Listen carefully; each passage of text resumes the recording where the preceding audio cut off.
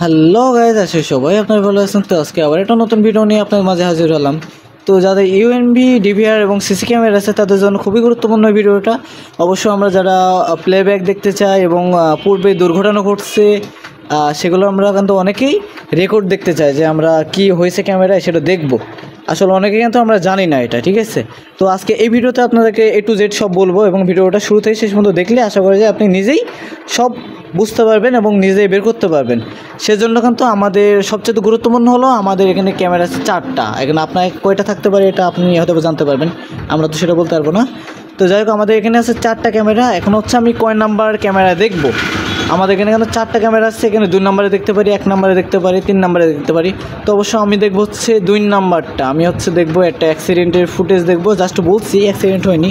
তো আমি দেখবো হচ্ছে 2 নাম্বার। এখানে কিন্তু দেখেন নিষ্পানে ক্যামেরা কিন্তু ক্যামেরা 02 মানে 2 নাম্বার ক্যামেরাটা। তো যেহেতু 2 নম্বরে দেখবো সেজন্য 2 নাম্বার ক্যামেরাটা অবশ্য করে আমাদের বড় করে নিতে হবে, ডবল ক্লিক করে। তো এটা ফার্স্টে আমি বড় করে নিলাম, সিঙ্গেল করে নিলাম। এবং এইটা দেখার জন্য হচ্ছে আমাদের ফার্স্টে মাউস লাগবে একটা। মাউস তো অবশ্যই সবাই আছে, নতুন ক্যামেরা যারা লাগাবে তাদেরকে মাউস এটা অবশ্যই দিয়ে দেবে। তো যাই হোক, কথা না বাড়ায় আমি চলে যাই কাজের ক্ষেত্রে এবং প্লেব্যাকটা আপনাদেরকে দেখাই। সেই জন্য আমাদের রাইট বাটন ক্লিক করা লাগবে। এখানে আমাদের রাইট বাটন ক্লিক করার পরে দেখেন এখানে প্লেব্যাক আরও কিন্তু অপশন আছে, মেন মেনু, তারপর হচ্ছে আপনার মাল্টি উইন্ডো। তো যাক, আমাদের এত অপশনে যাওয়া লাগবে না, সেজন্য আমাদের যেটা দরকার সেটা হলো প্লেব্যাক। প্লেব্যাকে ক্লিক করব।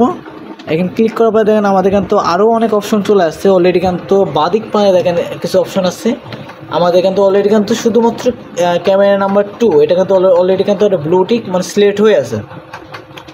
আর বাকিগুলো কিন্তু অলরেডি কিন্তু সিলেক্ট হয়ে না, যেহেতু আমরা 2 নম্বরে দেখবো। আর আপনাদের যদি অন্য কোনো ক্যামেরা দেখা লাগে সেক্ষেত্রে আপনারা সিলেক্ট করে নিতে পারেন।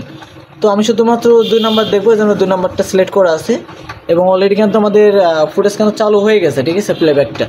তো এখন দেখেন অলরেডি 35 সেকেন্ড কাউন্ট হয়ে গেছে, 36 সেকেন্ড কাউন্ট হতে থাকবে। এবং আমি দেখবো হচ্ছে কয়টার দিকে আপনার একটা দুর্ঘটনা ঘটলে অবশ্যই আপনারা জানতে পারবেন যে 10টার দিকে, 12টার দিকে, 2টার দিকে, 3টার দিকে, তাই না? আর অবশ্য করে আপনার আরেকটা জিনিস লক্ষ্য করে নেবেন, সেটা হচ্ছে যে আপনাদের যে ডেট, যে তারিখে দেখবেন সেই ডেটটা কিন্তু অবশ্যই করে সিলেক্ট করে নেবেন।